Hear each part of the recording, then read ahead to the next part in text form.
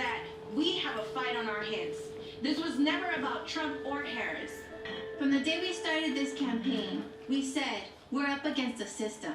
A system where politicians answer to the lobbyists, not their voters. A system that presents two options, but for all intents and purposes, represents a single billionaire agenda. But don't take it from me, Claudia, the socialist. Take it from the capitalist, the CEO of BlackRock. Larry Fink just declared, "I'm tired of hearing this is the biggest election in your lifetime. The reality is, over time, it doesn't matter." BlackRock manages $11.5 trillion in assets. That's 40% of the whole country's GDP. He knows he has nothing to fear, either Democrats or Republicans in charge. Right now, nearly 2/3 of Americans are living paycheck to paycheck in the wealthiest country in the world. The leading cause of bankruptcy in America is medical debt. Test scores in America are hitting the lowest levels in decades because of the gutting of public education. Americans now face record levels of drug use and suicide. Towns and cities have been hollowed out, yet the only thing we're ever told is that our choice is between these two parties, the very people who have created and managed this social crisis. They're running out of ammunition in Israel. We have to help our friends to keep the war over there from coming here. It was a bipartisan Congress that sent over $200 billion to Ukraine and Israel to fight proxy wars and live stream genocides. It's a bipartisan Congress that spends $1.5 trillion a year on war. We just watched an election where two major parties fought over who will give more to the Pentagon. It proves that this is not a Democrat issue. It is not a Republican issue. Both parties see maintaining a global military empire as more important than meeting the most basic needs of their voters. I will always stand up for Israel's right to defend itself, and I will always ensure Israel has the ability to defend itself. Over the last year, we've watched how undemocratic the capitalist agenda really is. We saw the monopolization of the media, the consolidation of power in the hands of big tech, corporate control over our food, water, land, energy, banks buying up all of the housing in this country, big pharma, the military-industrial complex, literally writing our laws. We live in a corporate dictatorship with two parties. And that's why they're so afraid of us and other third-party campaigns. They tell us that running a third party is pointless. And then they tried to block us at every turn. They kept us out of the debates. They removed us from the ballot in some states where we collected enough signatures. And in Georgia, they put us on the ballot, but the Democrats sued so that people who vote for us won't have their votes counted. The mask is coming off. It's no wonder nearly 2/3 of Americans want third-party options. Congress approval rating is currently 16%. Their legitimacy is hanging on by a thread. That's why they see us as a threat. That's why they work so hard to convince people that there's no alternative. The corporate media feeds us this narrative that the country is divided between red and blue, between Democrat and Republican. But what this election has made clear for all of us is that it's not about red or blue. The question is billionaires or the planet? The stock market or the future of our children? Global war or one common human family? People are looking for a fight back.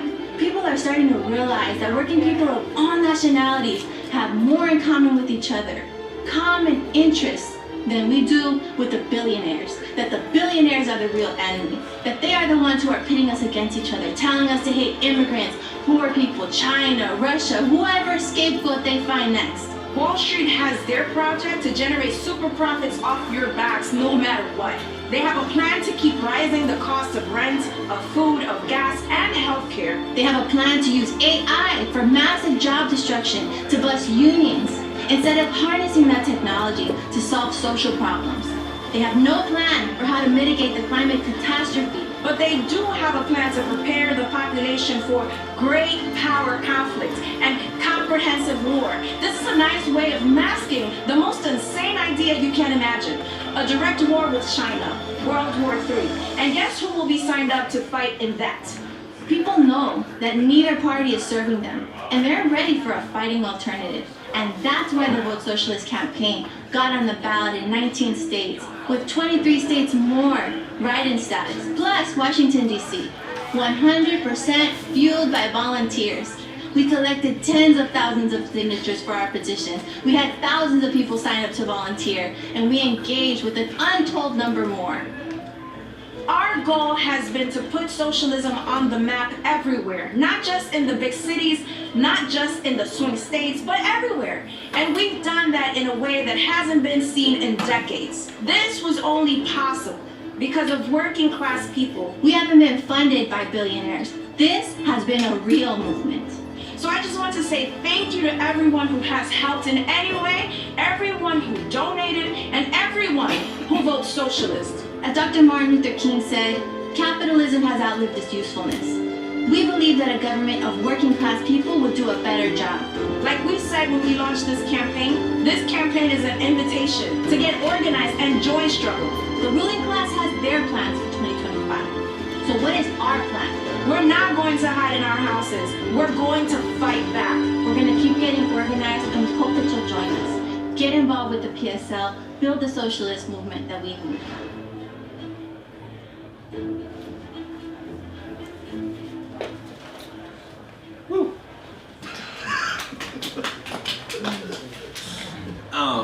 I wonder if it's at all possible to like squeeze the chairs together a little bit more. Yeah, Over so we can fit some more people. We never know how much to expect. Yeah, it's hard to know. This is exciting. Anyone we can fit in. Yeah, maybe no. The angle is a great idea. Yeah. Oh, angle. Angle is a great. That's a I great love angle. move. Great advancement. This is what we need. Working class people solve problems. Look at this. You just like tripled our capacity. Wow. This is the Maybe let's do like. Kaylee, are you doing a slideshow? Yeah, there we go. great. We can put more chairs back here. I tried about every door. Oh, really? Except for the right one. We could put some more. Process of elimination. Let's get some more chairs. There's where one door is open too. Somebody came to let us in. Okay. Okay, we're just getting started. We definitely need more chairs. We need more chairs. Okay. That's pretty amazing. Well, thank you everybody for coming. Welcome. So glad you could all make it. We're just gonna try to, hey, just get the last few people settled in, and then we'll just get started. Run right in. Somebody looking for more chairs? I think they're looking for more chairs. Yeah, We are obtaining more chairs. yeah. This is a great problem to have. I guess so. And And meanwhile, meanwhile, we can just get We started. can get started. Yeah. We can stand. I can stand. okay, cool. Well, welcome everyone to our event, which we called Socialism 101, just for fun. And we hope it was an invitation for y'all to come and hang out with us for a little bit. Us is the Party for Socialism and Liberation, who, our candidates for president and vice president, Claudia de la Cruz and Karina Garcia, sort of the source of this video and has been a source of a lot of our outreach for the last few months. We've been paying pretty close attention to the election for that reason. And I wonder if I could get a show of hands, if you're willing, of who actually voted for Claudia and Karina in this election. Woo! I love that. Nice. So the PSL is a party that was founded about 20 years ago, coming out of the Iraq War movement, and has been kind of building the movement for socialism in the U.S., trying to rebuild it after some ebbs and flows over the last century or so, for the last 20 years, and certainly being in the anti-war movement is one of the central components of our party. The Vote Socialist 2024 campaign put the genocide in Palestine as one of the highest priorities, and the cutting of funding to the Pentagon, and cutting the funding for war and reinvesting in domestic needs as like one of the top priorities of the campaign. And in doing that, it was the most successful socialist campaign for president in decades. So the votes are still being counted, so we don't know exactly, but Eugene Debs was getting around 1 million votes in the 1920s, We didn't get that, but it's like we're working on it, and you know, we're quite proud of the work that we did. That said, if you know, Oregon, the state of Oregon, despite having write-in status in Oregon, the state of Oregon is not going to tally our votes. They're not actually going to tell us how many votes that Claudia and Karina got, which was shocking to me when I called the Secretary of State this week, and I was like, "When are you publishing this?" And they said, "We're not." So it turns out that, like, yeah, the barriers are, one, getting on the ballot. You need like 24,000 signatures in Oregon compared to about 1,000 in Washington. And then, you know, if you don't get that and you get the write-in status, they still won't tell you how many people agree with you. But it's a lot, as you can see. Let's take this as a random sample of the state, I would say. And it's about 40%, wasn't it? Yeah, pretty good. So. Would they tell us if she was actually on the ballot? If she was on the ballot, they counted it. That's right. Okay. And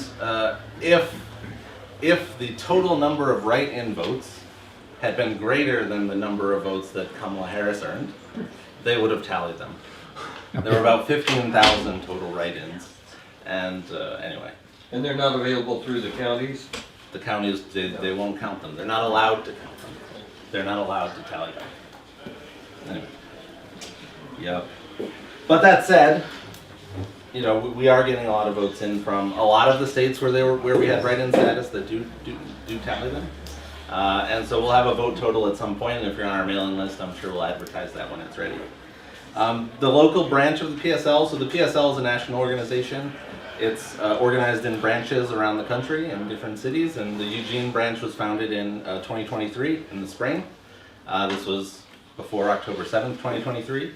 And so there were a lot of events that we had done, you know, leading up to October 7th that were not related to Palestine. And then that sort of took over a lot of our work, I would say, until the campaign took over a lot of our work and so on. But I was just going to read through quickly the list of work that we've done in the last year, just to give you a sense of what it is that we accomplished. I was going to do it real fast, because then it would be impressive how much it was, you know, and if I stopped and like explained what each thing is, you'd be like, well, that's not much. But that's not what I'm doing. So the first event was a public forum in recognition of International Working Women's Day and the 20th anniversary of the invasion of Iraq. This was in spring 2023.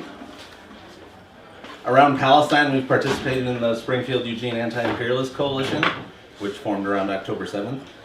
We had a very successful educational forum on Palestine. We brought in Richard Becker, who's a party member and also the author of one of the books on the table on Palestine. He did a talk with us about his book. We did a book study group of that book. We organized a talk with Michelle Shahade. We did that with JVP, the local branch. Michelle Shahade is one of the LA 8 who was like arrested around, I don't know, when was this? The 90s, for organizing around Palestine and threatened with deportation, and had a 20-year legal case that he ended up winning. They ended up winning, but 20 years of his life invested in that. He came to talk to us about that. We did a screening of Gaza Fights for Freedom and a Q&A with the director, Abby Martin, which was great, at the Art House Theater. We did a pride rally against pinkwashing with a lot of other groups, who I won't name. We supported the UO encampment for Palestine. We held the 1 year of genocide, 1 year of resistance rally on October 5th. We held a no votes for genocide rally right before the election on November 7th.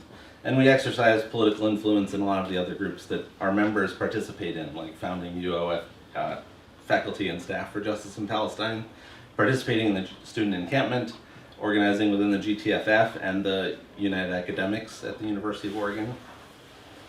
Around the election, we had a really great ice cream social. There were a bunch of kids at the park. They came and took all our ice cream. We didn't really, they didn't want to hear about the campaign for some reason, but that was fine. Still, it was a good idea, and my kid got a bunch of ice cream.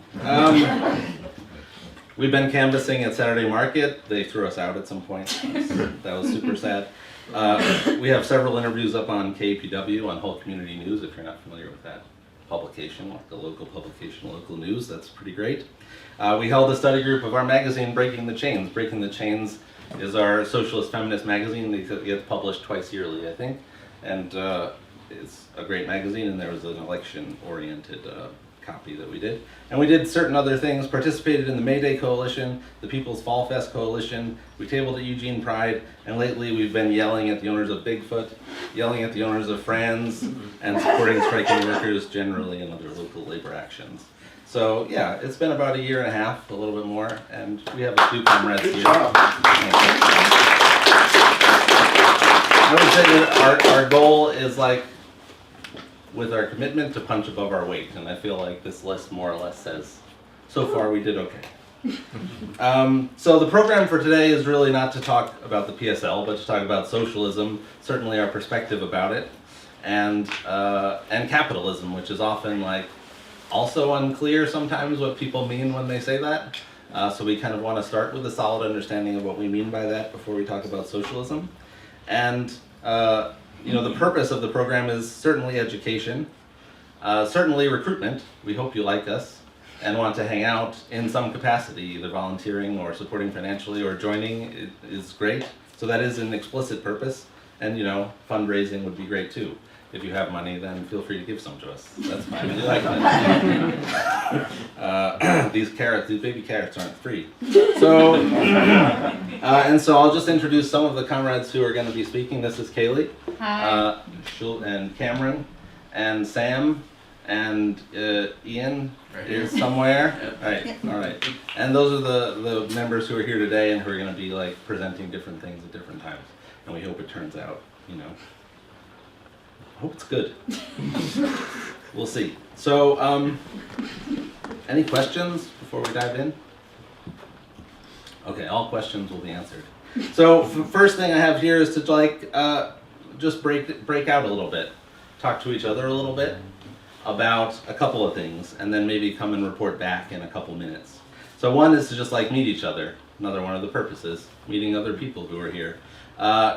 Maybe think about some questions that you're hoping will be discussed.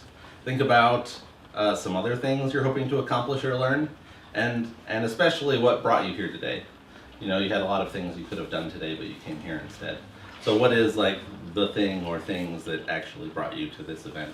So maybe, gather up into some little groups and meet someone new, at least one new person in these groups if possible. And we'll come back in 5 minutes to, gather that information and move on. Does that sound good? Sure.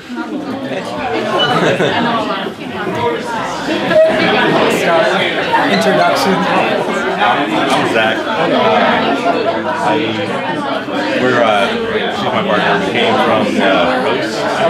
We live in Yachats. Yeah. So there's not really a little chapter any closer.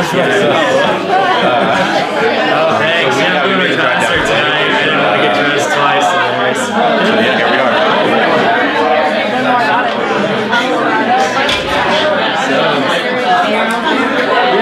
I am now. I'm originally from Illinois. I moved to Oregon about 4.5 years ago. I've been in Eugene for about 2 or 3 years now. Living in Lebanon. So this is the first place I've lived.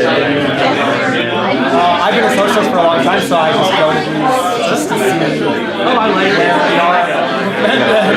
How it can take some getting used to, or once you learn where the things that you like are, it's very easy to find.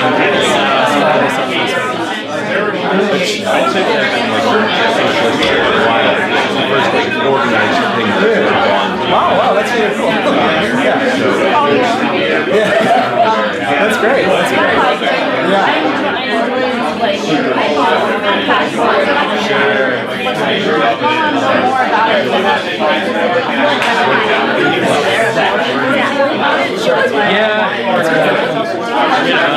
Some more information.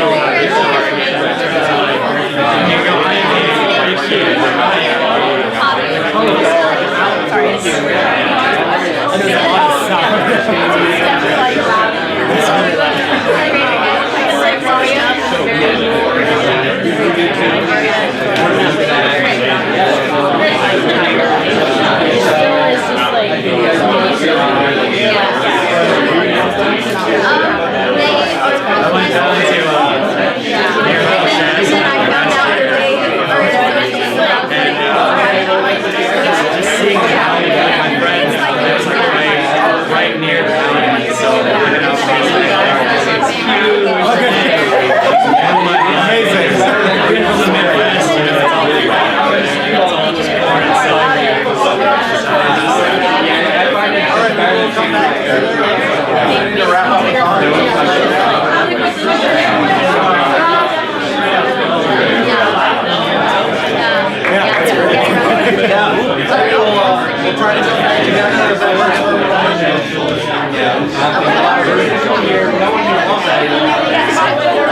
They try to find some type of socializing.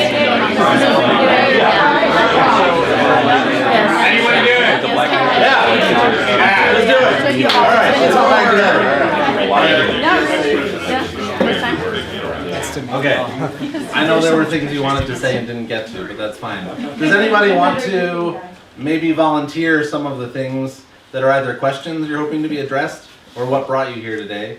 Mostly for yourself if you had time to think about it now, but if you want to out someone in your group, that's fine. I don't mind. Just socializing with progressive people. Okay, awesome. Hopefully we do that. Open my big mouth. What brought me here is a growing discontent with, it's one thing to like Eugene Debs in historical standpoint, it's another thing to actually see change. I thought we were going slowly, very, very slowly, but in the right direction. Now I know that since 1981 we have been doing a U-turn, and it's pretty depressing. One thing I would like to see is more pragmatism. I heard a lot of idealism from what you said and from what she said, but I don't think third parties stand a chance in this country until we change the way we vote. Okay. And my two cents, I voted for Kamala Harris to avoid Trump, not because she was my desired candidate. And I think So true of that's so many probably people. true of everybody in this room that didn't raise their hand. Absolutely. I voted green. Okay. So I wasn't going there. Thank you for that. Anybody else? Yes. I think I'm here because I've been an academic pretty much all my life and in school a lot. And when George Floyd was killed and then Trump attacked Portland 4 years ago, I guess, I realized that I was part of a larger system, and that was kind of a political awakening for me. Can speak to that. Yes. Thank you. Anybody else? Ian? Yeah, just talking about how it's very liberating, which is nice. That's our party name, Liberation. It's very liberating to interact with other people who believe the same, who believe in equality, rather than just scrolling through social media, finding whatever thing is negative. This is silver lining right here. Yeah. Absolutely. And you were required to be here. Yeah, I wanted to be To tack onto that, that's a lot of what I was saying. Is it's fine to sit at home and read theory and all of this thought and process, but until you meet up with people and start having actual praxis and doing those things, being on a computer and being like, grrr, doesn't do anything. You need to get out and actually meet people and move forward with things and organize. And so I guess that's why I came. Absolutely. Todd? Well, I came because I'm angry, and anger isn't effective unless you have an effective strategy to accomplish something. But I don't know why, but I just became angry earlier in life, in my teens and 20s. And I hate authoritarianism. I was really rebellious. And so this has been a lifelong expression for me. And many of you will be here, this is 2024. Younger people will be doing what I'm doing in 2074. Because once you know, you can't unknow stuff. You're here. By the way, I turned off the lens, but I'm aiming the microphone just to record the sounds, okay? Okay. Yeah, thanks, Tom. All right, one more quick one before we keep going. I'm feeling super energized for some reason after the election. I thought I was going to be really depressed, but I actually feel like I want to get the fuck up and do something and get out. Thank you for that not planted closing.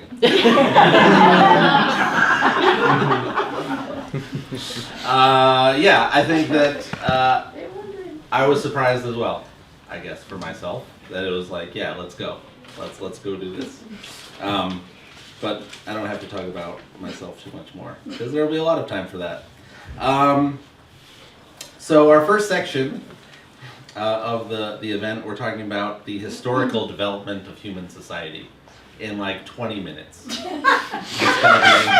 gonna be so on point. You're gonna learn about everything, okay. There's gonna be things we leave out, but the point is to understand what capitalism is, what we mean when we talk about socialism, and then engage with that for what it means, for what's the next thing to do. Like those people who are feeling like it's time to get up and do something, what is the next thing? And so we're gonna start with Cameron giving us a little bit of background on capitalism. All right. So thank you all for coming. And before I get started with my section, I want to just briefly introduce myself. Hope to relate to you all a little bit. My name is Cameron Stringfield, she, her pronouns. You've probably seen me around a lot in Eugene at different protests and whatnot. I'm involved in the Springfield Eugene Anti-Imperialist Coalition. Been involved in communist parties for a long time. I was in one that's irrelevant now for about 3 years. Left it and joined the PSL that's established and does great work. And actually, like, you see the candidates that ran for presidency and got so many votes, like they're helping to lift the level of consciousness. But when I came into the communist movement, like, it was difficult for a while. A lot of people just threw Marxist jargon at me, like all of these big terms and everything that when somebody's just trying to get introduced to this topic isn't really helpful. So I'm hoping that what we can do today is for anybody that's new to this or anybody that has this sort of theory already in their mind to help like actually formulate this knowledge for you and help you to understand these things. So feel free to sort of keep questions in your head and ask them towards the end of this. So what I'm going to be going over is sort of the history of class society briefly. Again, this is human history, and I have to scale it down to like 5 minutes. And then we're going to be talking about what capitalism is, and then I'll give it to the next person to talk about socialism. So on class society, briefly, there is a Marx quote. I'm not going to use the full quote of it, but it's at the start of Communist Manifesto that basically says the history of all hitherto societies is class struggle. So this goes all the way back to basically the slavery systems of old during like the Roman Empire and the Greek Empire, going all the way back a couple thousand years with class societies. But human society was once classless. Humans have existed for about 2 million or so years. Don't quote me on that, but I know it's millions. And before class society, there was a system called primitive communalism, which was what most indigenous communities across the world had in place, where things were owned collectively. There was no surplus of production. So what we can see from that is that classes are not natural. It's not sort of an innate human greed that drives these things. For most of human history, for most of existing human society, we did not have class societies like we have now. So it's only been the past couple thousand years. So, and that's a relatively recent time frame if you think about how long humans have been around. I mean, obviously none of us have been around for 1,000 years, but in that thing, it's pretty brief. And these societies under primitive communalism also engaged in trade. So commerce and trade are not necessarily exclusive to class societies and capitalism either. So that's what I hope to answer as well when we talk about what capitalism is and try to separate that from that. So class society developed relatively recently, as I was saying, out of classless society in a struggle of how to distribute that surplus production. And so class societies had various forms. Like I was saying, there was, with like the Bronze Age, you got these sort of systems of slavery and antiquity where you had slave masters and then you had these slaves, and they weren't necessarily organized on strictly ethnic lines like we saw with chattel slavery in the United States, but it was still a slave system. This was sort of how you see a lot of media depicting like the ancient Egyptians, the Greeks, the Roman Empire, etc. And then you have feudalism, which I'll get into, which was a system where you had the kings and queens, this royalty, who had the power under that system, and then you had a lot of wealthy like people that were amassing wealth that didn't have the power under feudalism for a long time. So, and of course, capitalism is its own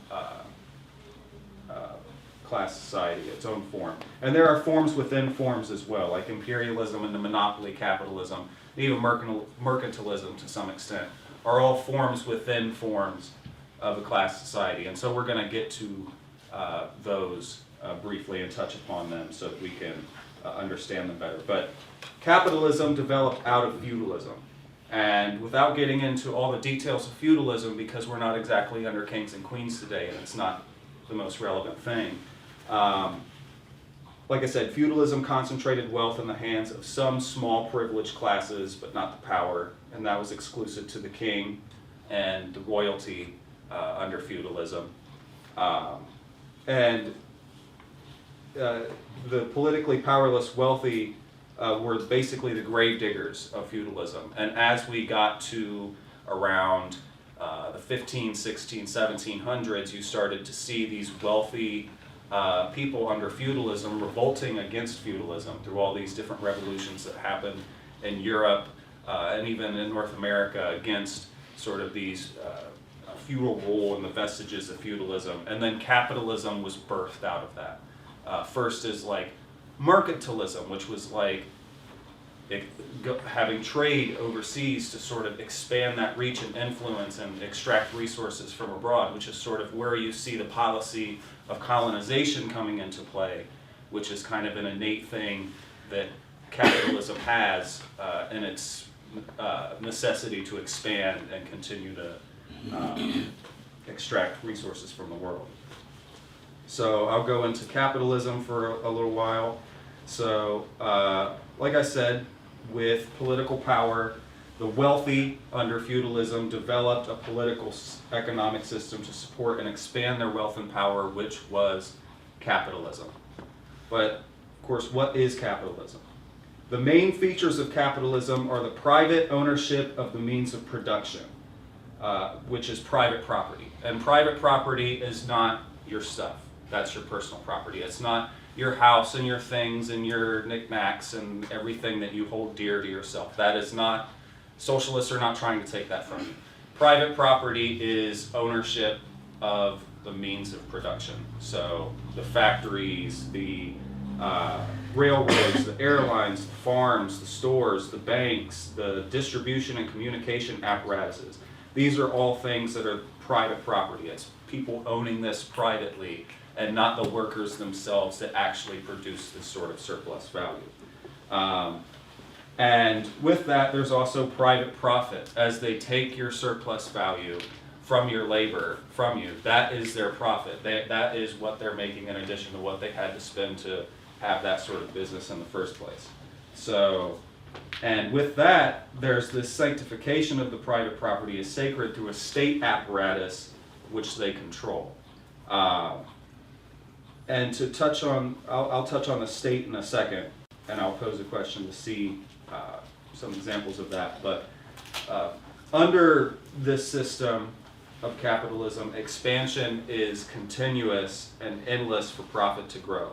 And of course, this sort of started out with mercantilism, but even under like capitalism going into imperialism, you have this continued search for more resources and more wealth in different parts of the world that ends up leading to more violent and brutal means to achieve that. And like I said, that drives colonization, that drives imperialist war. We saw that in the 1800s, as imperialism was forming, you had all of these different redivisions of the world, these conquests into different areas, whether it be conquering different parts of the Americas, or this scramble for Africa, or even all of these political entanglements ended up culminating in the First World War, where you had sort of an inter-imperialist conflict between all of these up-and-coming imperialist countries, the United States, France, Britain, the German Empire, the Russian Empire, Japanese. These are all forces that, because of their search for more wealth and more power overseas, ended up in conflict with each other. And of course, with our own empire, the American Empire, we saw that through, of course, the continued genocide of indigenous people within our borders, but also with like the annexations of Hawaii and Samoa in the 1898 and 1899, the Spanish-American War, where we had this sort of conquest of like Puerto Rico and the Virgin Islands and the Philippines, which we then colonized and then did a genocide of throughout the early 1900s. And these like the Banana Wars, which were like a whole lot of different interventions throughout Central America and the Caribbean throughout the 1900s and 1910s to basically secure profits for United Fruit Company and other corporations like Standard Oil, American Tobacco, sugar companies, etc. So you can see how this happens with our own empire, and you can even see it up to today with the kind of wars that we're doing overseas. Like for the last 20 years, there was the wars in Iraq and Afghanistan to extract their resources and to implement U.S. power in that region to protect our interests. But to talk just real briefly on the state is the instrument of the ruling class to protect private property and maintain their power. And the question that I wanted to ask is, what do you think are some good examples of the state? If anybody wants to raise their hands and give some answers. Cops. Cops, yes. Law enforcement. Law enforcement is a perfect example of the state. They are not protecting you, no matter how much it says protect and serve. They are protecting private property, which is why cops are going to be one of the first people that are called when private property is threatened by the working class. What's another good example of the state, if anybody wants to? The legal system. Legal system, Judges. yes.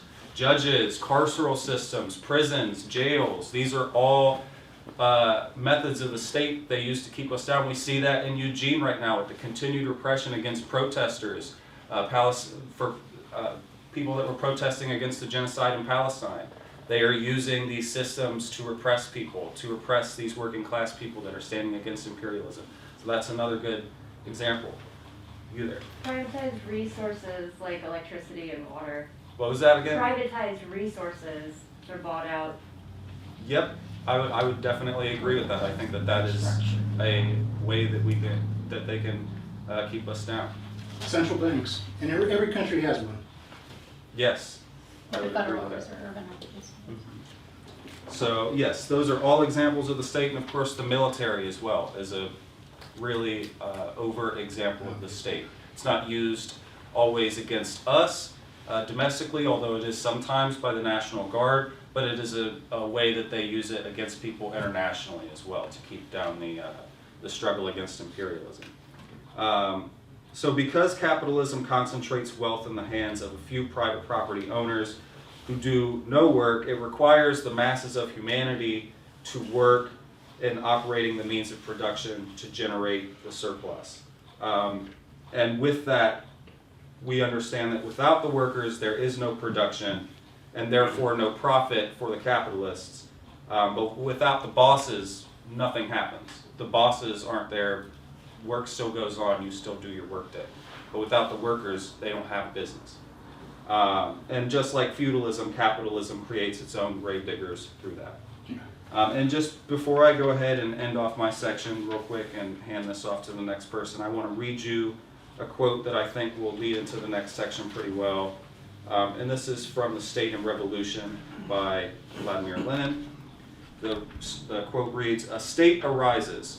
A special power is created, special bodies of armed men, meaning police, military, etc. And every revolution, by destroying the state apparatus, shows us the apparent class struggle, clearly shows us how the ruling class strives to restore the special bodies of armed men which serve it, and how the oppressed class strives to create a new organization of this kind, capable of serving the exploited instead of the exploiters. Thank you.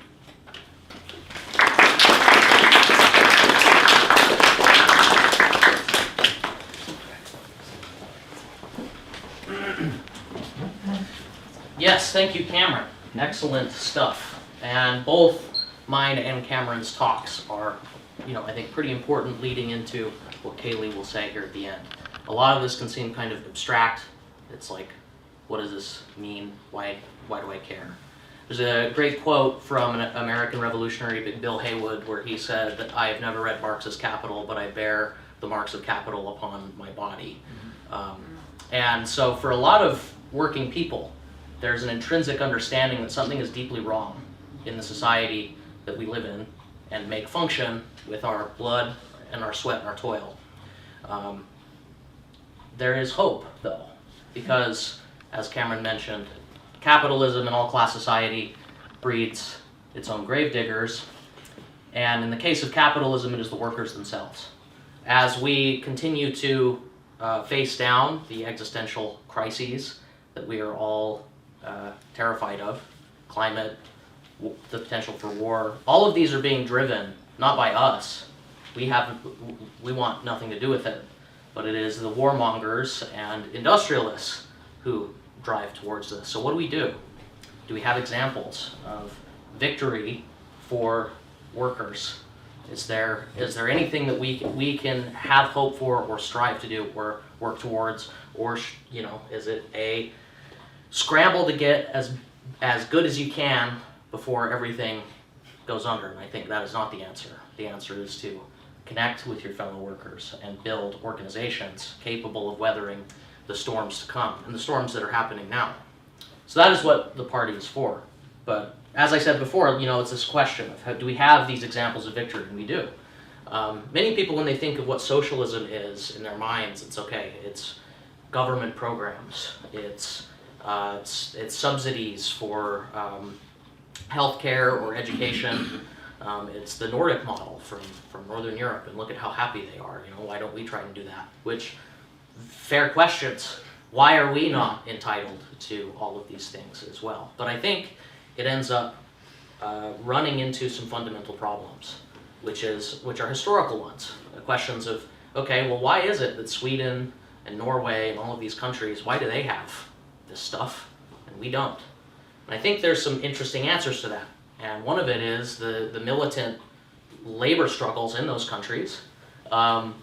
Every reform in this country and around the world that we get that makes our lives a little bit easier, we win through struggle and through fighting back with our neighbors and with our communities on our own behalf and on our own terms.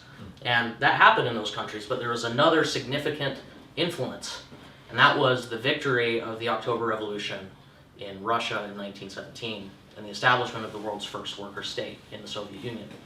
And that isn't to say, that there's some sort of sycophantic worship of a country like the Soviet Union or any other country that was able to win power for working people and build a country on their own terms. Instead, it is how do we learn from these lessons that have been won? Well, there have been examples of victory, and what can we take from that? So in the case of a country like the Soviet Union and Russia itself, you need a little bit of background. In 1917, the Russian Empire had millions of people in it, and most of them were illiterate. The life expectancy was around between 35 and 40 years old. The Tsar threw millions of workers and peasants into the trenches of World War I, in which they were massacred. And this awoken within the Russian masses an idea that that this can't go on. And so they had a capitalist, sort of liberal, Western-style revolution in February, which overthrew the Tsar and created sort of liberal democracy. What came from that was the leadership of that revolution were committed to the war and continuing to fight the Germans. So the workers said, enough with people throwing us into barbed wire and gas and machine guns. We are going to go with the people who say this can be stopped. And so the Bolsheviks, a working class party, was able to lead the Russian masses to take power. By the end of World War II, in which the Soviet Union lost 30 million of its citizens in the fight against the sadistic and rabid Nazi war machine, defeated with the blood, sweat, and tears of all the Soviet people, the Soviet Union had been devastated.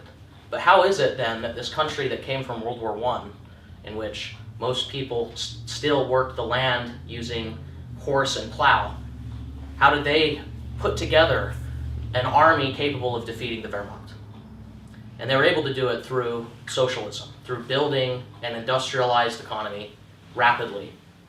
As Cameron alluded to, the modernity and the process of industrialization is a horrifying process. And the question really is, you know, for the West, places like England and the United States can say, well, we industrialized, quote unquote, peacefully, in that they stole all of the wealth out of other places and decided to massacre people in places like India or Native Americans, or carving up Africa to lay the foundations for their industrial societies. The Soviet Union, as a socialist country, did it on their own. And it was very horrible and brutal, because that's what the process of industrializing is like. But they did it, they pushed through, and they defeated the Nazis.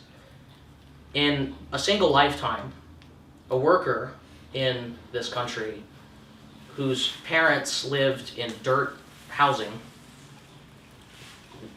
would watch on his television set in a built apartment complex created by the socialist state the first man to go into space. This is all in a single lifetime. And people talk about socialism as inefficient or less capable as capitalism. But I point to that and say the Soviet Union, which lifted millions and millions of people out of the darkness of illiteracy, granted women rights, and defeated the Nazi war machine, that's the success and victory of working people. And today, we still have examples of this, even after the counter-revolutionary wave of the 1990s. Like I mentioned before, the Soviet Union is not some sort of like exemplar or church that we worship sort of dogmatically. No, we're not Russian peasants in a country that's not industrialized. We don't have the same trials before us that the people in that country did. But we can take for those victories and we can hold them up as the victories of working people. And it's the same in other countries as well. The country that we here in the American Empire is driving towards war, China, had an even worse situation that was able to be rectified through the creation of socialism very consciously. Being responsible for the vast majority of people being lifted out of poverty over the last like 40 years. So all of this to say, okay, why talk about this? Why is this important? It's to show the capitalists who want us to believe that there is no alternative, that we have reached the end of history and everything horrible in your life that is done to you and to your families for the sake of somebody else and their bottom line, something can be done about it. And so they'll tell you all sorts of things, some true, some totally made up, about socialist countries in order to demonize the victories of working people. So what we seek to do in this country is to build an American, what does it mean to be socialist in this country? And that's what we're seeking to sort of find out. And so when we're talking about the defeat of the Eastern Bloc in the 1990s, this question of like, well, why did this happen if this victory was so amazing and there's all these achievements? And it's because this class struggle that Cameron talked about doesn't just end. It's an ongoing process. It's one that has to be continued through to what we call communism, which is Marx's answer to the riddle of history being solved. If history is that of the class struggle, then then communism is the cessation of that. And it's a process that we work towards. So that's why we're here saying we're working to build socialism. The socialism as a process in this sort of historical development and in this victory and resolution of class conflict is a necessary step, one in which the socialist state, one is in the hands of working people, can defend the victories of the working people themselves. And in the case of the collapse of the Eastern Bloc in the 1990s, which led to the greatest decrease in life expectancy in non-wartime in history, as they carved up all of the state enterprises and everything. They sold it off. All of these oligarchs that you hear talked about in Russia today are people who are the descendants from these ones who carved up all of the industries that were built and sold off. They were defeated, and that's because our enemy, capitalist forces, the imperialist forces, are tenacious, and they will do anything, including dropping nuclear bombs on civilian population centers to prove a point. And they were able to defeat the Soviet Union, the Eastern Bloc. That does not mean that socialism is defeated. Clearly, as you're looking all around, the crises of capitalism become more and more manifest every day. And so the question that we need to answer is, what does it mean for us to free ourselves from this? And that's why I'm going to toss it to Kaylee, because she's going to try to answer that question.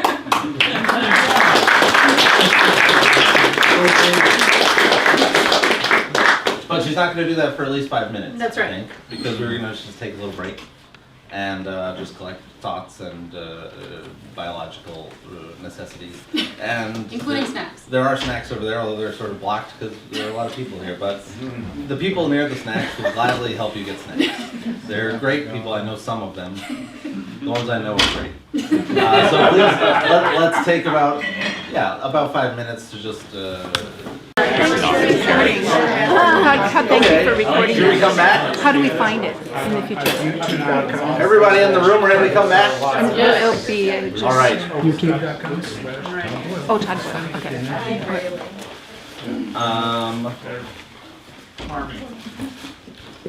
All right.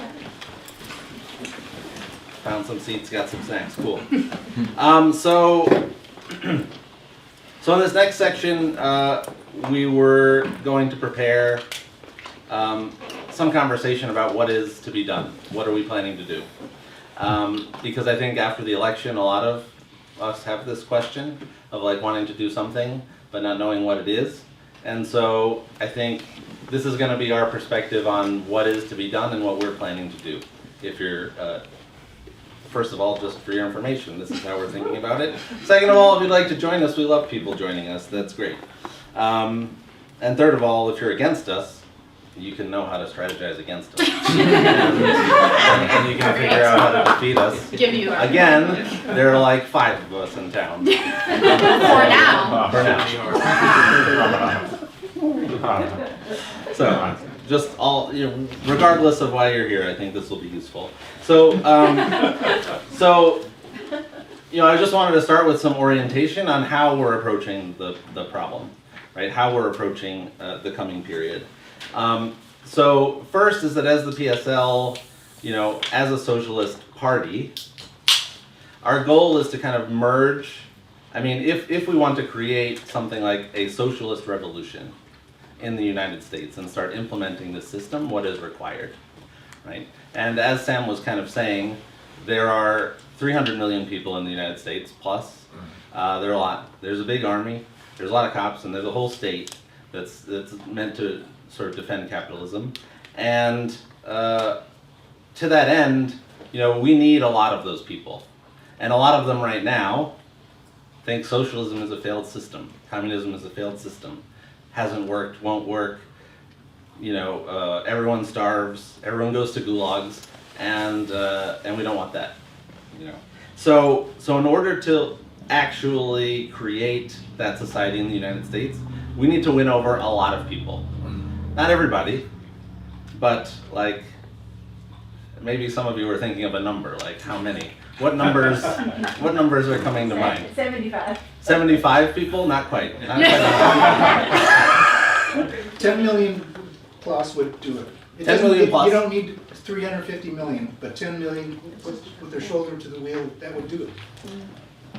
That's fair. 10 million, I think. 3.5%. 3.5%. There's this group on the right there That's called, 10 like, what are they, the 3%ers? Yeah.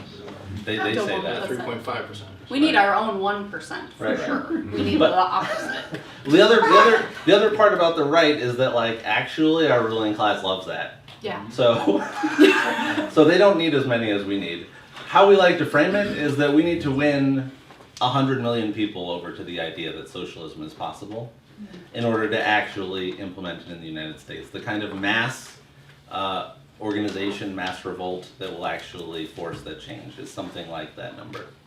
And of course, we don't have a crystal ball. I'd love it if it's 10 million. I'd love even more if it's 75, but we have a lot more than 75 members nationally. So I know now, so far, it's not 75. But if each one of us went home That's and right. got 75 friends, That's right. I mean, I don't have that many friends, but This is how social networks work. Yeah, go make some. So we try to merge all of the fights that are emerging against capitalism.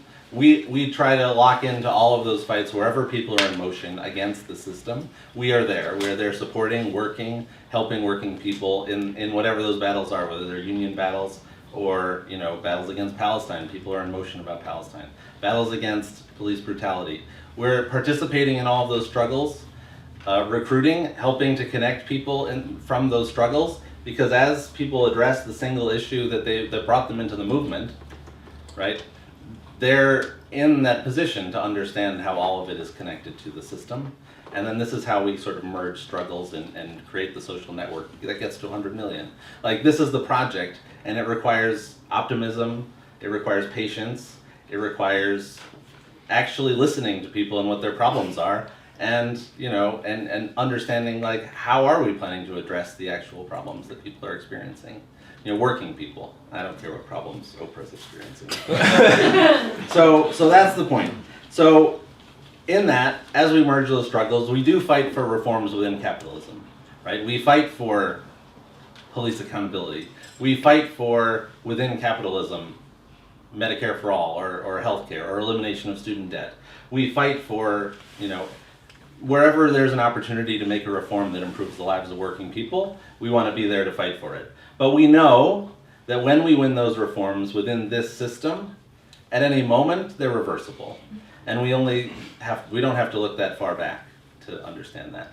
That Roe v. Wade and abortion rights was a victory that had been won not that long ago, a few decades.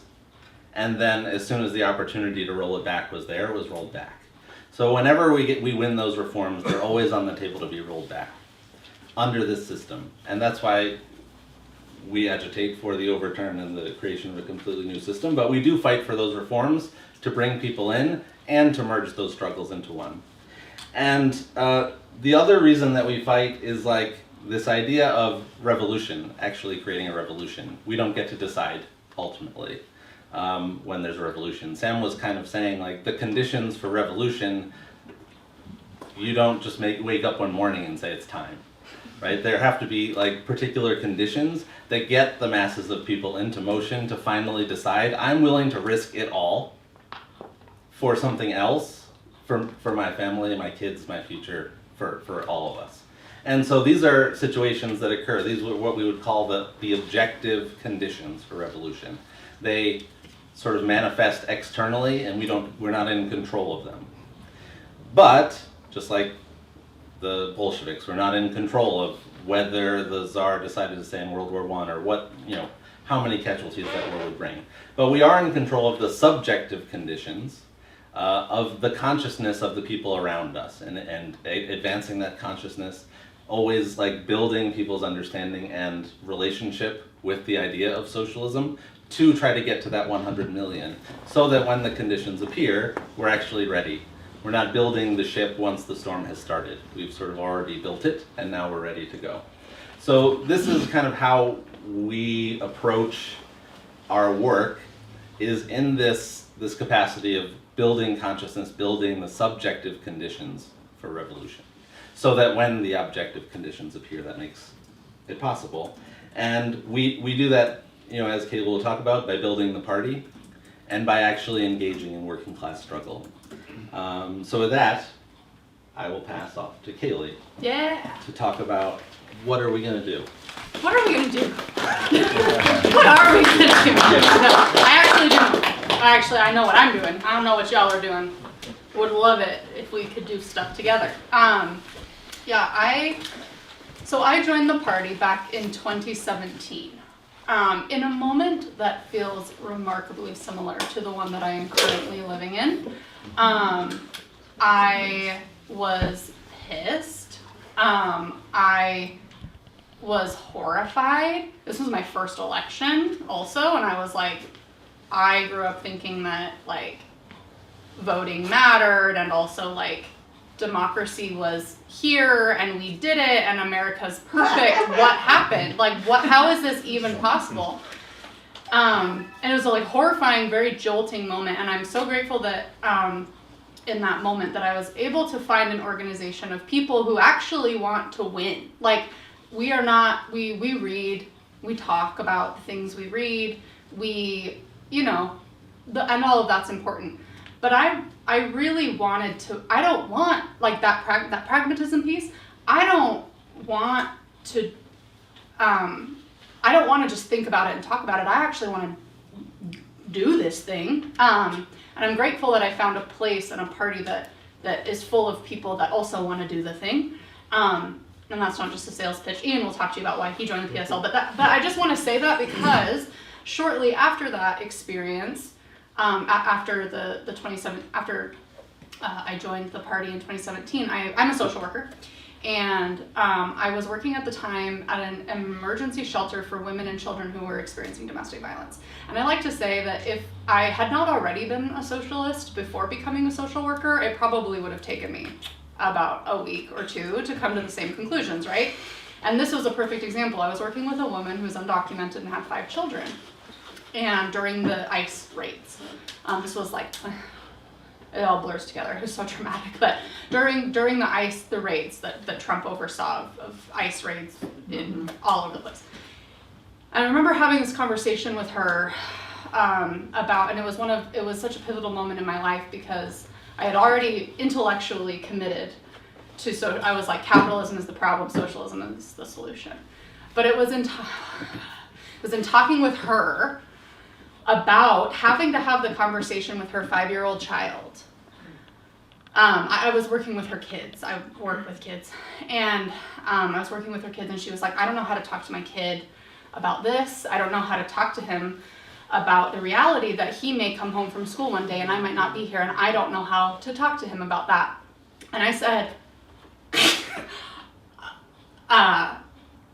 it was such a, anyway, I share that not because it's sad or horrifying, even though it is both of those things. That galvanized me in a way that I can't really describe because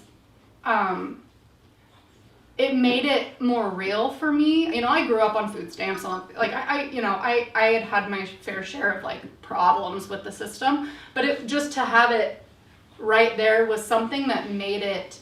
It wasn't ideas in books by a bunch of like really smart dead guys and gals and other people. It was like, no, this is a thing that like is hurting my people. Like this person is my person. Her interests are my interests. Our interests are not aligned with those interests. So I wasn't planning on sharing that, but I wanted to because I think it's the moment that we're living in and we're talking a lot about it and we're thinking a lot about it, and that's great. And also we need to remember that this is like a fight that is not about just us. This is a fight that transcends us, even though our fight matters too. Okay, all right, I'll stop. Since I've been in the party, I've seen lots of ebbs and flows in the movement, right? Like people's openness to really breaking with the Democratic Party and trying to build something different. This was like, after they kneecapped Bernie Sanders, big moment for socialism.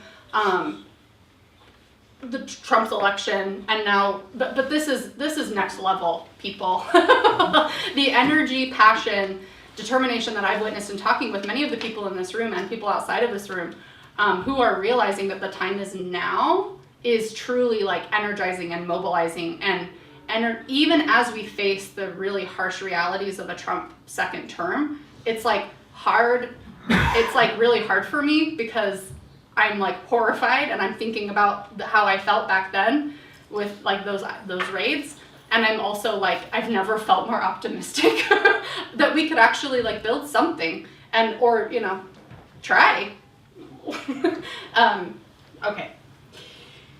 As has been mentioned, the system that we live under, capitalism feeds off of our despair and off of our isolation.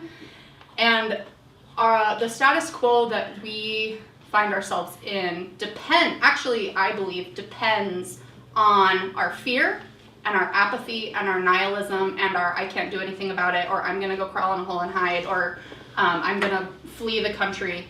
All of those feelings are valid, but those feelings don't actually serve us in and of themselves. Like those feelings, when not directed into something productive, as has been mentioned, those actually harm. Those are actually harmful. I will posit. When we don't actually take those feelings and organize about it and actually like fight back about it, it actually just feeds the system because it's a vote of like you're consenting by not that makes no sense. You're consenting to the status quo by not doing something about it. And so we need to be serious. We need to be bold.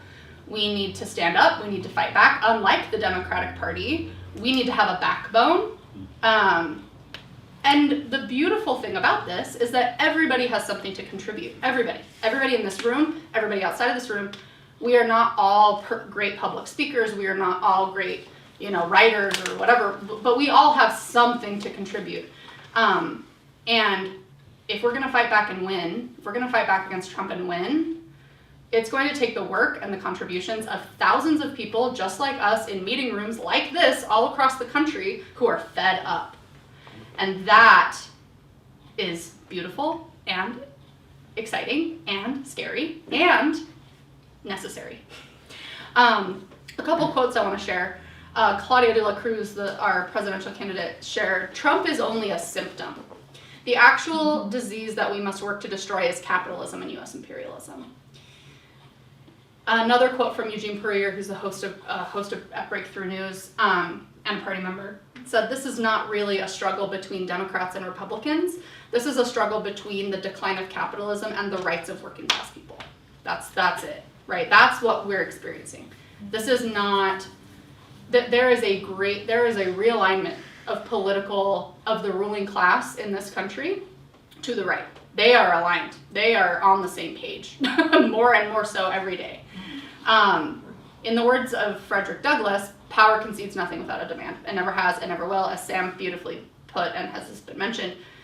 The ruling class, the 1%, has never granted any concessions out of the goodness of their heart, never one time. This is where that pragmatism comes in too. We have had to organize and fight for them.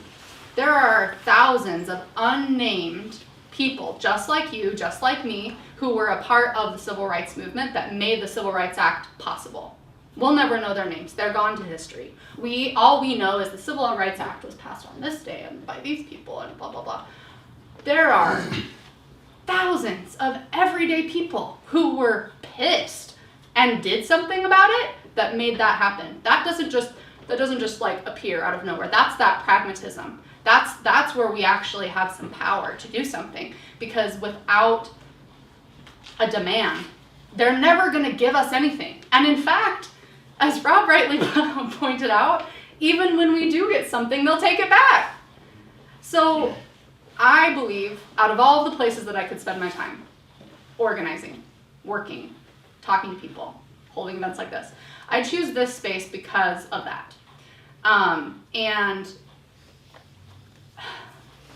the ruling class is never going to give us the world that we all deserve to live in. It's never going to give us they are never going to grant us out of the goodness of their hearts or because they wake up tomorrow morning and go, oh, but the working working people of this country. That's not going to happen. Their interests are in conflict with our interests. They are not, and that doesn't mean that there aren't differences of like the liberal and more progressive wing of the ruling class and the conservative fascistic psycho, and they're all psycho, but like this is not like, this is the world that we've been taught to believe is true, is that like individual politicians make individual votes. We are zooming out and we are thinking about whose interests in society are being served and whose interests are not being served. That is the ultimate question, right? And paralysis is not the answer. The only way forward is through organized struggle. We have to build the world that we deserve to live in, because it will never be given to us. As Rob shared earlier, the PSL was formed a little over 20 years ago in the wake of the Iraq War movement, anti-Iraq War movement. And the reason it was founded is because our founders were determined to lead a revival of revolutionary socialist thought and organizing in the United States that we're now witnessing, that now has spread and is much bigger than it was at that time. We are fully committed to the fight against capitalism and all of the environmental, infrastructural, and deeply human destruction that comes with it. And the change that we need is going to require struggle, successful struggle, which is my section of the talk that I'm now actually getting to, sorry, Rob. The only successful struggle requires an organization. It requires people who are determined and capable of waging that struggle. We have public forums like this, and that's great because, right, we're raising consciousness, we're talking to people, we're getting people excited or interested in what we have to say. But in the end, the radical shifts that are needed in our world and our economy are only going to be brought about through struggle and fighting back. And that's why we, ever since our party was founded, we are dedicated to leading those struggles, to organizing those struggles, and participating in those struggles all the time. Socialism is only going to be accomplished through a sustained militant fight. Emphasis on sustained, right? Like I have no expectation that socialism is going to come in this country in my lifetime. But I'm going to die knowing that I carried the baton for as long as I could, and I ran as fast as I could to try to get it to the next person. And I do that for myself. I do that for my client who was worried about getting raided by ICE. I do that for my neighbor who voted for Trump. I do that for my neighbor who voted for Kamala Harris, right? These are not the divisions. These are not the divisions in our country. The division is between the ruling class and the working class, and our interests are never, ever going to be reconciled without ever, period. Therefore, the question is, whose interest does the state serve? Does the state's interest serve billionaires, or does it serve my neighbors or me? People who go to work, actually work for a living, who make this country what it is. Whose interests are they serving? Okay, so as has been mentioned, revolutionary opportunities do not arise as a result of some like objective conditions alone, or the consciousness of the masses of people by itself.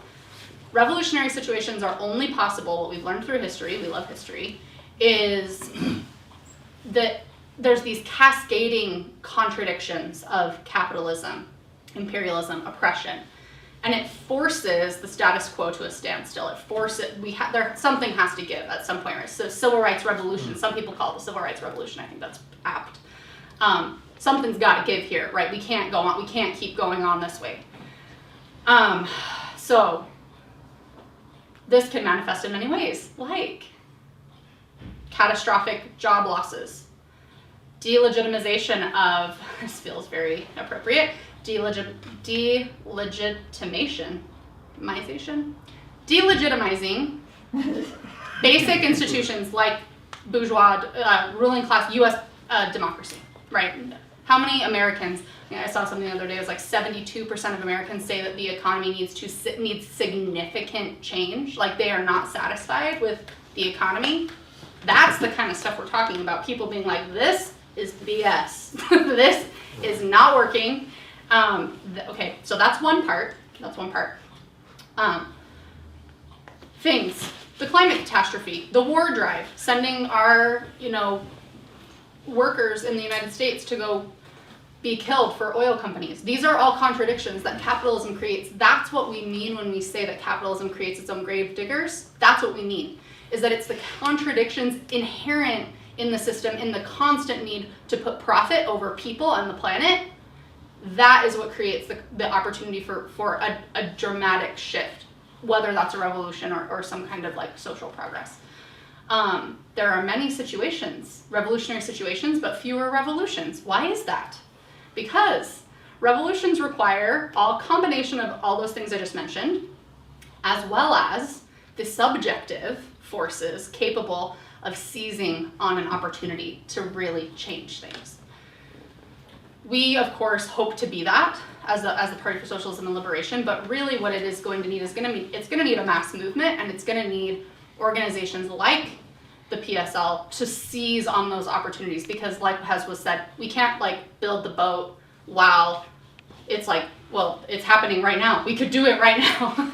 It's like, perfect, I can so many examples. Arab Spring, right? If you know about the Arab Spring, that could have been a revolution, but there wasn't an organization that was capable of driving that movement into what it needed to be to actually be successful and actually take power, take it. There was no one who was actually willing to like do what needed to be done and direct those masses of people. There are million people. We have 1 million people a couple blocks away from a military headquarters, by the way, and there was no element to drive those masses of people to do what needed to be done to actually change, fundamentally change the social relations that existed in Egypt at that time. Okay, that's one example. There are many others. We should take inspiration from the histories of other countries that have waged this struggle while like not being dogmatic, right? Like we are clear-eyed. We understand that we're not weird. We love to be normal. That's a direct quote. You can quote me on that. We say it all the time in PSL Eugene. We're normal. We're normal people. We're working people. We're normal. We believe that we deserve better than what we're getting. And I think a lot of Americans believe that. We find ourselves in a really interesting scenario, though, in the U.S. empire, right? Because we're in the belly of the beast, which has built up this political system and this broader culture that is profoundly reactionary, profoundly, the propaganda has worked. and when we think about propaganda, we really, again, for me, it's all about whose interests are being served. So whose interests are being served? If I'm, let's say I'm like a capitalist in the United States, I'm Elon Musk.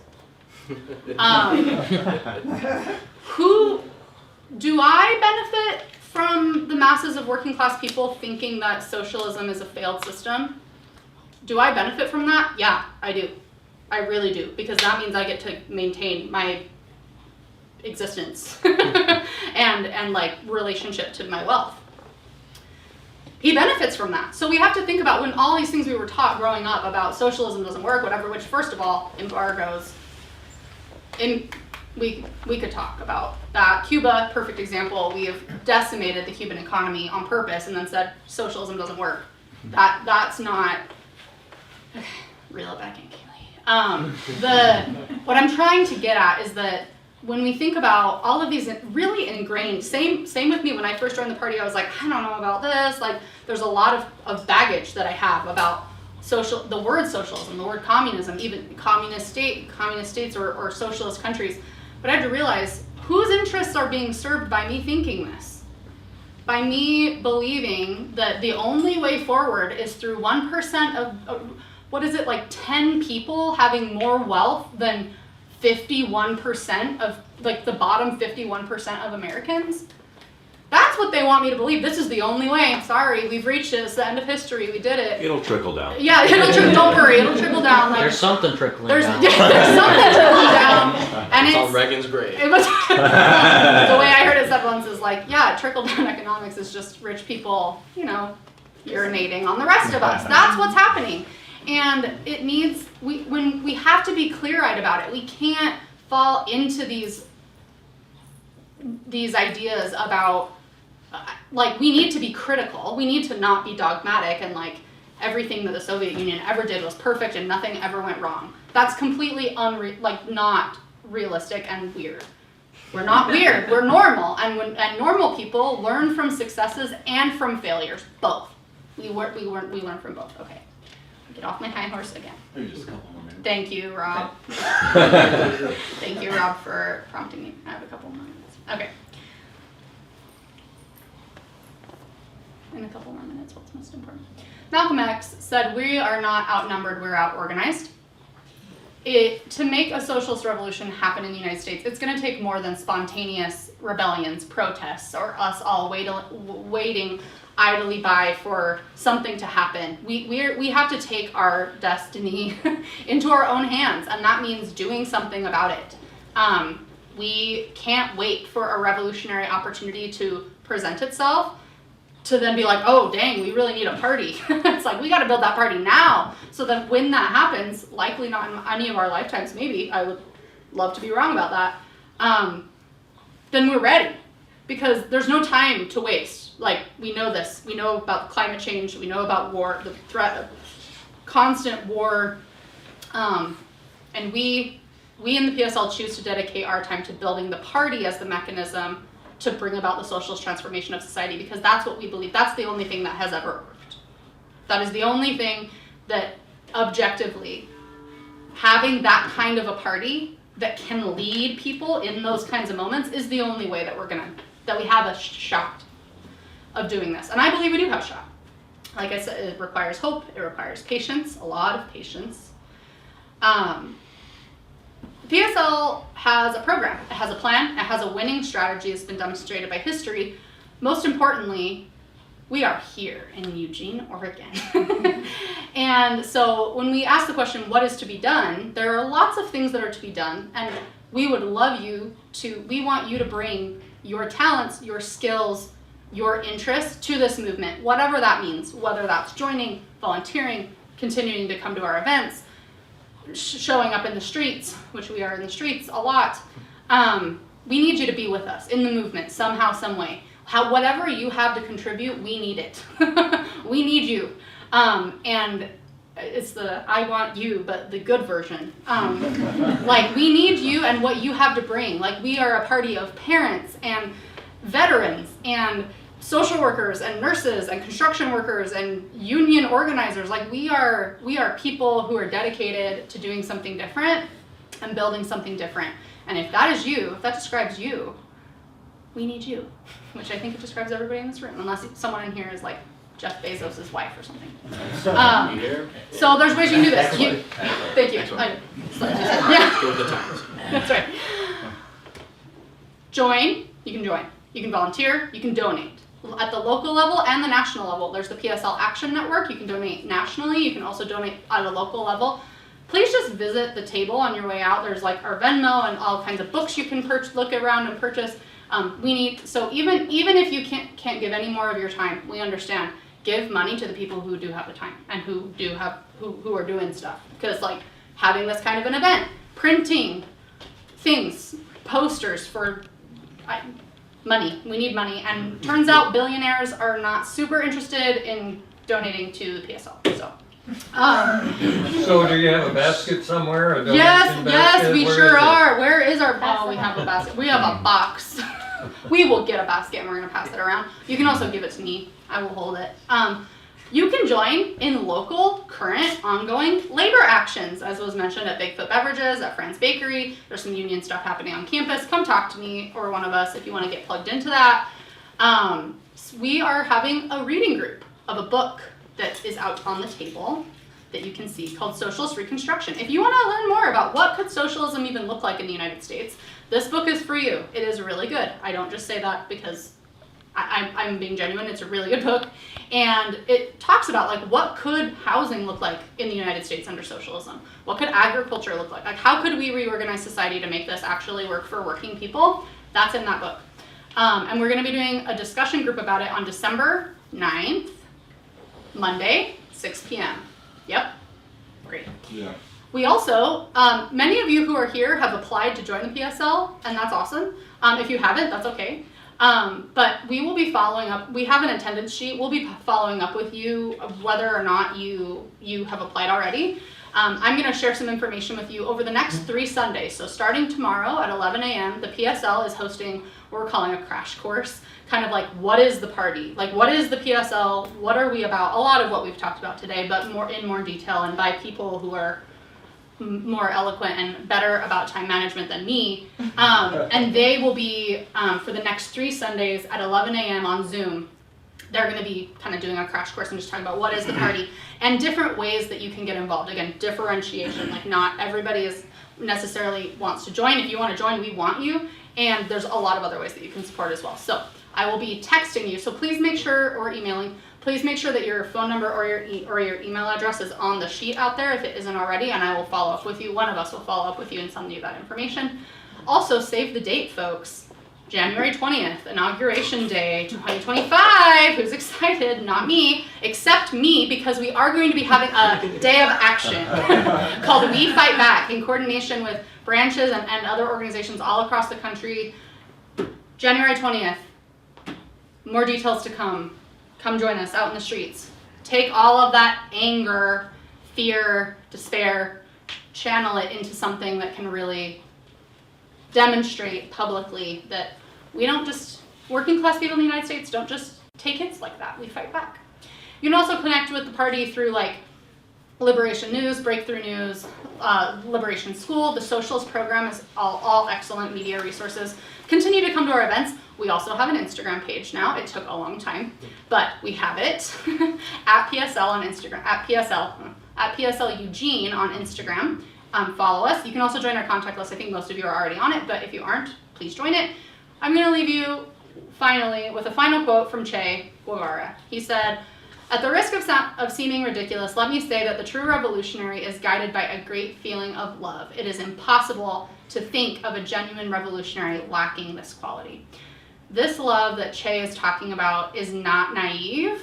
It's not unserious. It's not acting like trying to paint revolution as something that's like gentle or pleasant or really nice, because we're all living through this. It's not nice. But this is about the love that we have for our immigrant neighbors. This is about the love that we have for the women in our lives, for the children in our lives who are going to grow up in the world that we leave them, for our LGBTQIA plus community, friends, family members. This is the love that we have for them. I've heard it said like being a revolutionary means having a heart that beats for the people. That's what it is. There's a lot of theory. There's a lot of books. You should come read them with us if you want. But ultimately, at the end of the day, that heartbeat that beats for the people is what keeps us fighting, and it's why we're going to win. So I'm going to pass it to Ian to talk about why he joined the party. But thank you for indulging me.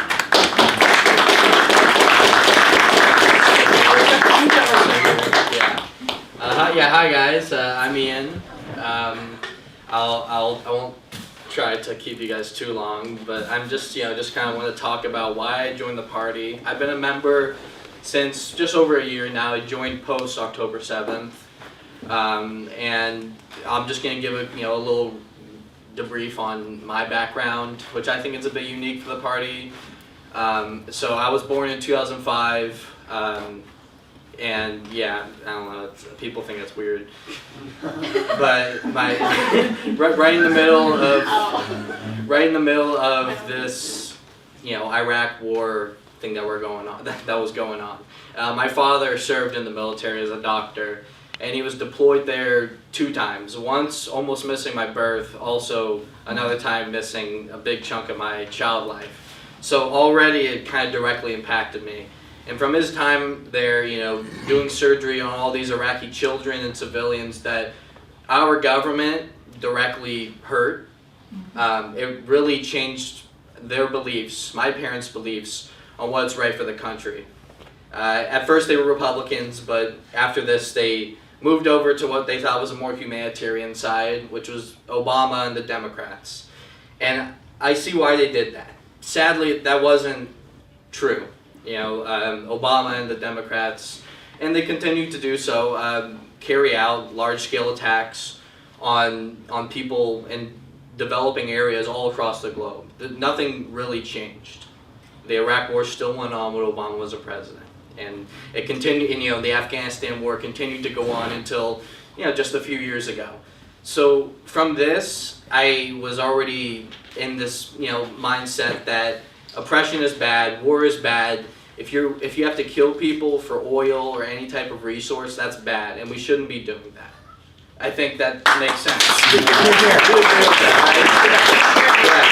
And on top of that, our tax dollars that we expect to go into things that directly benefit us are going to killing innocent people in Iraq, Afghanistan, Gaza, or all around the world. So through this, I was still optimistic about the Democratic Party, especially with one man named Bernie Sanders, who I'm sure many of you have heard about, and just like me, really liked what he was talking about. It was a more populist, more anti-war message that really resonated with a lot of people, including me. I was 11, so it resonated with me. I was a weirdly political kid, but if it resonated with me, that's a good thing. And of course, I was very sad when they decided to pick Hillary, who ended up not being a very good choice. I mean, we can look on that in hindsight. Just didn't connect with people, and a lot of people wanted Bernie, and the Democratic Party chose to overlook that. So you can imagine I was excited when Bernie decided to run again. And they couldn't mess up a second time, right? Yeah, come on, right? Like, come on. They're gonna nail it this time. They're gonna nail it this time. Right? We got it. Wait for it. Joe Biden. So, and while they did win against Trump, which we don't like Trump here. I hope you guys all don't either. So that's one thing. It really hurt my soul to see that the Democratic Party wasn't putting the working people into account. It was these people who they thought would appeal to the center. But that really hasn't happened. We haven't really appealed to the center. The center always talks about how. Yeah, exactly. It didn't do anything. They cared more about moderates. They cared more about people like Liz Cheney and Dick Cheney's endorsement. No, yeah. I did not. Yeah, when I see that, I don't see what people thought the Democratic Party was. It was a party that was supposed to be anti-war. It's not. Now, in 2020, there's the pandemic going on. We're trying to get through these 4 years of Trump, hoping that he gets. He never runs again. That, of course, that didn't happen. I see on the ballot, on my parents' ballot, I couldn't vote yet, by the way. I see someone named Gloria La Riva from the Party for Socialism and Liberation. Now, this was new because I had only heard about, I think, the Green Party, the Libertarian Party, and maybe like the Tea Party. And they had all had this reputation of just not really, people thought they just didn't do too much. I hadn't heard of PSL though. And I thought it was very new to see a socialist party, participating in electoralism. Through this, I did my research. I found that the policies and what the PSL was advocating for really does align with what I believe, and I think it really advocates for the working people. Something that we haven't had in a long, long time. We haven't had politicians, or just people overall, who are willing to actually do something about the pain that we all suffer. Throughout this, the BLM protests happened. I got involved with those. And then I went off to college. I'm from Washington State, came down to Oregon, and not long after, what happened in Gaza happened. And just the amount of people killed, and how, the university wasn't willing to show any empathy or sorrow towards all those, at least 40,000 people who were killed. And I decided, let's join the PSL, because they're the only ones who are saying Free Palestine. Mm-hmm. That's exactly what I did. And through that, I've been able to channel this anger, this pain that I've felt inside of me for the past 8 years, and it's probably going to be 12, maybe even more than that. I've been able to channel that into something tangible, something that helps other people, something that makes a difference. Me scrolling on Twitter, I'm calling it Twitter, me scrolling on Twitter or Facebook or Instagram and arguing with random accounts, or just watching CNN and just getting really pissed off and whatever new headline comes up. It just wasn't productive. Joining the PSL, working with people who also have this caring for their fellow person, for their fellow human being, it's really allowed me to take the next step and do something about this anger. We all have this anger in here. We're all pissed. We're all pissed that our fellow Americans would vote for someone who is so destructive to this American way of life, and to our children, and to our siblings, and to our families. I say that with this anger, we can make a huge difference. If we channel this anger into unionizing, into working with other people, sky's the limit.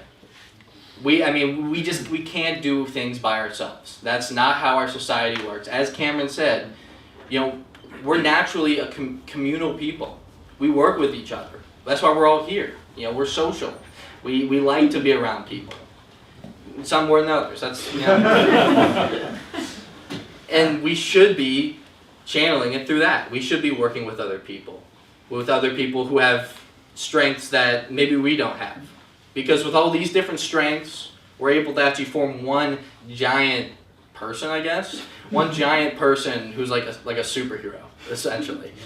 We need to work together. We need to play off each other's strengths. We need to understand that just one vote or just screaming at some MAGA person about tariffs just is not going to do anything. It surely hasn't changed anything for me. I haven't seen, Trump just got reelected and I've sent thousands of replies to people. It didn't help. So what I'm saying to you guys is that if you feel this anger, you feel this rage, you feel this sadness, try organizing, try volunteering, try donating, try putting your feelings and your effort and your time into something that other people also feel the same about. Yeah. That's right. Amen.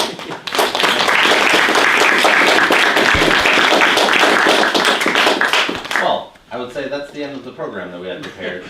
And we still have the room for like 15 minutes. We told them we were going to be cleaning up during that time. They don't need to know. They don't need to know. And this is a child preschool room, so they probably don't have cameras. That's right. Not under socialism, there would be cameras. So I guess, I'd like to open it up for a few questions for those that are interested. I'll probably just take a few questions and then point to some people to start answering them, but we'll collect a few. So in less than 3 months here, Trump is in office.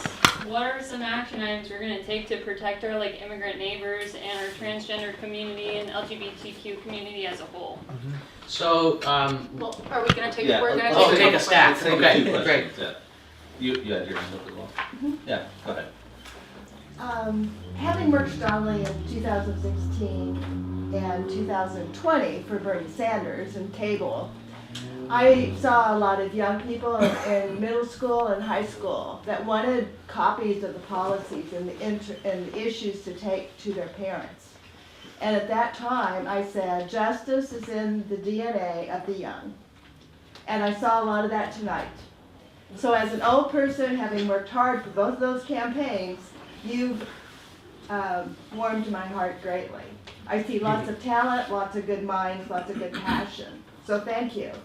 I'm glad to hear that. And I strongly believe we need an organization, not movements. And one of the things I like about this is learning about your organization. And I've also heard talk about uniting with other organizations. And I strongly think that's the power that we need. And that labor has to probably lead this. So I hear that you're open to that, and I encourage it. Anybody else want to throw a question on stack before we start? Yep. Todd? During this year, there were a number of remarkable speeches in which, pinkwashing was one of them. I can't remember all off the top of my head. A point was made that this movement, it was in a Palestinian or a labor or gay rights or black people, and they would step back, and at some point they would say our movements are actually part of a larger thing happening. And I would love to hear somebody articulate more about that. Okay. I can't tell if something that is, but I think I understand, but it's been confusing to me, and I don't know if it is to other people, but I think, and this came up, maybe Cameron, when you were talking about the state, and the state is a problem, and how the state is, and Kaylee, also you, not serving the people, but it's serving, for example, oil interests or, oligarch interests. I think that I can find it fundamentally confusing that we have an apparatus, the state, which is peopled on a rotating basis, whether it's every 4 years or on a staggered basis of rotation. And so it feels a bit diffuse to me, unlike a monarchy where we can see, okay, this is the power, right? It's more diffuse when we have a rotating basis, and it boggles my mind when I think, my gosh, like Mayor Vinnie's, it's hard for me to think of her as evil, and yet she does truly, truly evil things, that have been truly murderous, right? When I said, she sort of, defends the police murdering people that the police have murdered here, and the sweeps, etc. You could go on, but it's hard for me to accept that she is serving these interests that are so far from her own interests, I think, even, right? And, I don't think Mayor Vinnie's is like benefiting from the oil companies becoming so rich, right? And yet she is serving in line with those interests. And so I point to Mayor Vinnie's to just point to all levels of government, right? We can see that Trump is aligned with, what's his fuck name? Elon Musk, right? So we can see that connection pretty, that's fairly apparent. But I guess my question is like how either do we make sure we, myself included, I want to be educated, understand how it can be that these, state operatives are serving even against their own interests so much of the time, and then how do we raise consciousness so that people because I feel like it's much more difficult than, say, fighting a monarchy, where it's not so diffuse and it's not this elusive rotating thing. So that's my question. So the question is how to raise consciousness. And then we'll start answering. This will be quick. I totally support socialism, but it is an economic movement. And a lot of our problems are governmentally based, not rooted in the economy. I think she pointed that out very, very well. And I know Rob will argue with me, but I will say both the Soviet Union and China failed. And in my opinion, the reason they failed was not socialism. The reason they failed was the governmental structure. And unless we have a governmental structure and talk about how fundamentally we can change, is one of the things I like best about Bernie. Get rid of Citizens United, get rid of money in the equation. I go way beyond where Bernie went, but that's, money doesn't belong in our government, period. It does not belong influencing things. You should not have to be rich to run. And if we do not incorporate that in our message, if we're just talking socialism, even if we succeed, like the Soviet Union, like China, we will fail. And that's all I've got to say, and you can answer that, but that's my... We'll do what we can. Okay, so to the first question, in the immediate aftermath of the election, the National Party hosted a big event in New York at the People's Forum, and one of the speakers at that event is a labor leader amongst like the undocumented labor movement. And he announced that they, as leaders, and this is as part of an partnership now with the PSL, is the formation of like popular committees, basically, to defend undocumented people and from organizations like ICE. One of our leaders, Eugene Puryear, specifically mentioned the example in American history of abolitionists like being outside of courthouses in the North who were extraditing slaves back to the South and preventing that from happening. So that is something that the party now is organizing with undocumented labor, with our communities effectively. It's on us to defend those people. And that's what we're going to do. Well, you know, if this is something that we have to face down, like, we won't shy away from that, because our trans brothers and sisters, our undocumented brothers and sisters, are essential elements of our class and of our communities, and so we're going to build the organizations that we need to fight back. Are you talking about things like Black Panther, like neighborhood watch parties, or like what do you? So in this particular case, what they were talking about is like, yeah, the formation of like these. It's still in progress in communication with these sort of undocumented and migrant worker sort of organizations. But yeah, it's everything from, you know, it's legal protections, it's creating, yeah, these organizations to do what's necessary to prevent like attacks on our community, basically. Yeah, and I think another piece of that is that like we are not sitting back here deciding like, oh, we're gonna do this, we're gonna do that, right? There are people in those communities that we are in coalition with, to this other point of like working together, even outside of our organization, that have a lot of those ideas, have a lot more experience than Ian. Yeah. No shade. That's true. Right? And so it's not about like us coming up with an idea and saying we're gonna do this. I think it's about working with everyone who is involved in that movement and who cares about that, which includes you, right? Like getting plugged into organizations that are considering that question and deciding what they are going to do in real time and as it develops, right? And this is like another piece of this movement is how much we can't just say what it's going to be. All we can do is unite with people who have those values and decide together. We need everyone's talent and everyone's input and everyone's creativity about what that's going to look like. And so like the specific answer as such, like, are we going to have a, you know, just going to go attack Mayor Venice's house or whatever it is? We're not going to do that. But yeah, I don't know. Yeah, I would speak a little bit to this question back about like how to talk to people about the state as we see it, which are these people who are representatives of it. And one of the really interesting things you said is you brought up Elon Musk.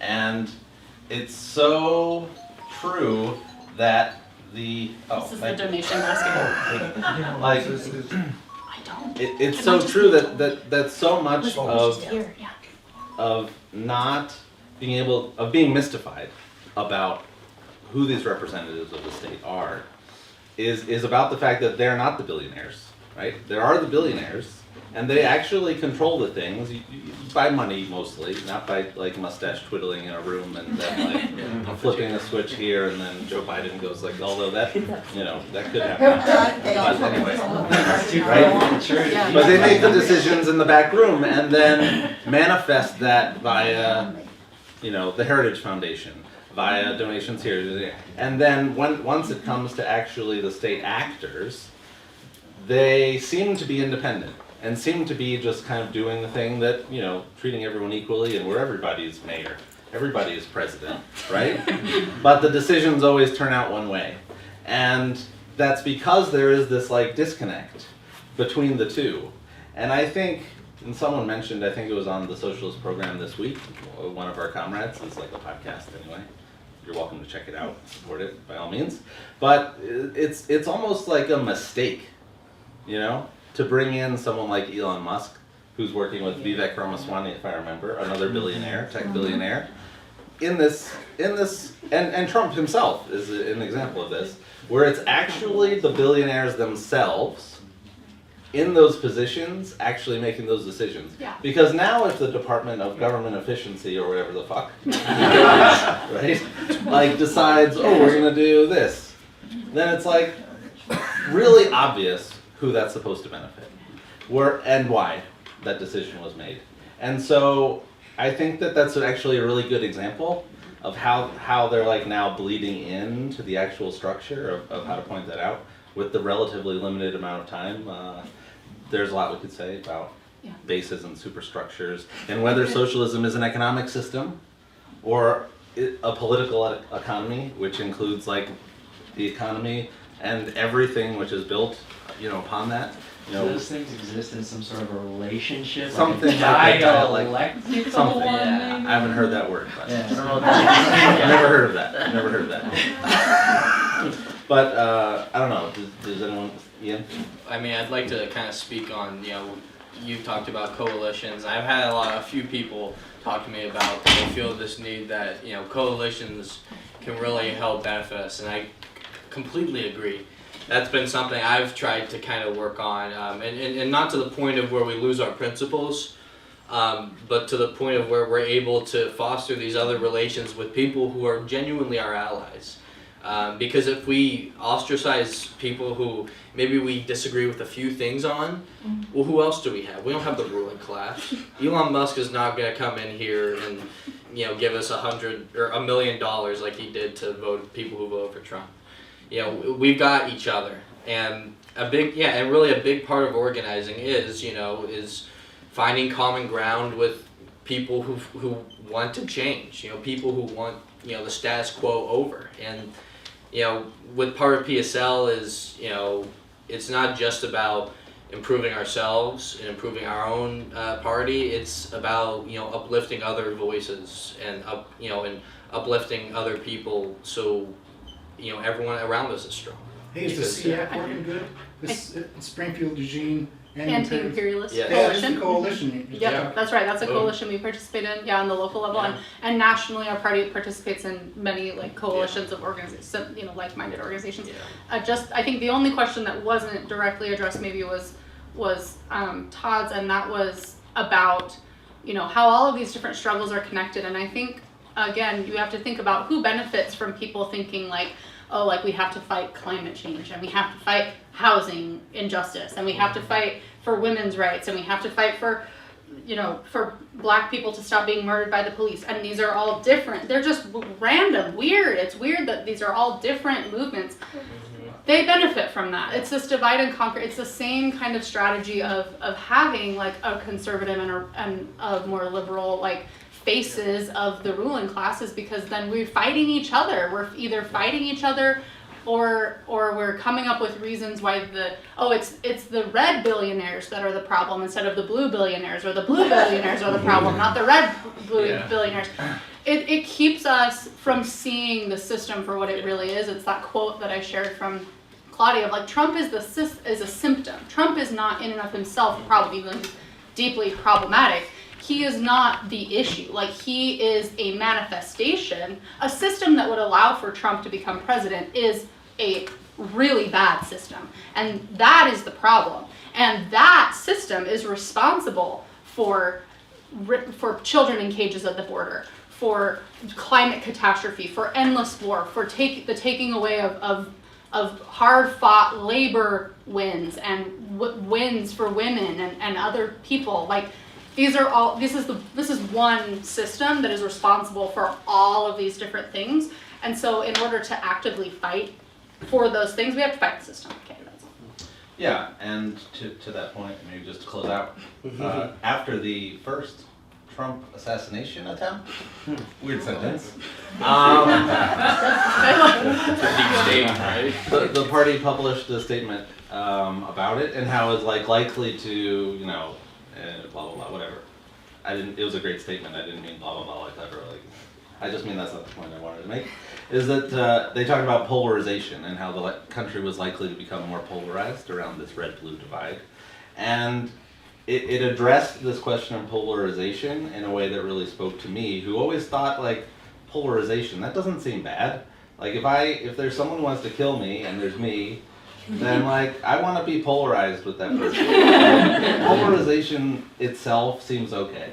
So the line was that the issue is not that we're polarized, but that we're polarized on the wrong basis. That's right. That we're polarized on this.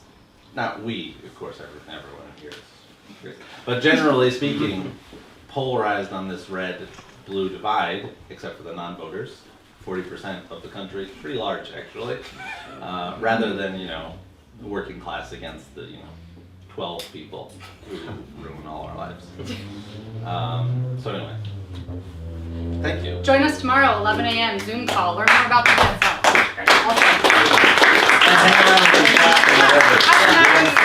Have snacks. Have snacks, please. Yes. Please take the snacks. Oh, Oh wow, thank you so much.